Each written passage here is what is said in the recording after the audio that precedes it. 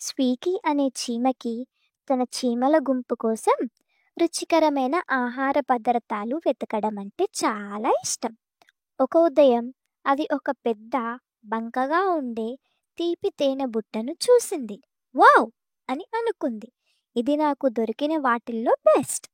దాన్ని తీసుకెళ్ళడానికి ప్రయత్నించింది. కానీ అది చాలా బంకగా, చాలా బరువుగా ఉంది. స్వీకీ దాన్ని మొత్తం తనంతటా తానే తినేసి ఉండొచ్చు.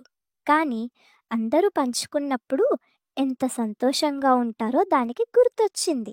కాబట్టి దాన్ని తినకుండా తన చిన్న కాళ్ళతో ఎంత వేగంగా పరిగెత్తగలుగుతుందో అంత వేగంగా పరిగెత్తి చీమల పుట్ట దగ్గరికి తీసుకొని వెళ్ళింది. స్నేహితులారా, స్నేహితులారా అని అది ఉత్సాహంగా అరిచింది.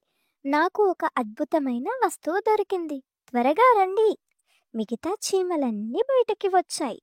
ఆ పెద్ద తేనె బుట్టను చూసినప్పుడు అవి సంతోషంతో కదిలాయి. అన్నీ కలిసి ఆ తేనె బుట్టను జాగ్రత్తగా తమ ఆహారం దాచిపెట్టుకునే చోటికి తీసుకెళ్లాయి. ప్రతి చీమకు ఆ తీపి తేనెలో ఒక చిన్న రుచికరమైన భాగం దొరికింది. రాణి నవ్వింది మరియు చీమలన్నీ స్వీకీ కోసం కేకలు వేశాయి.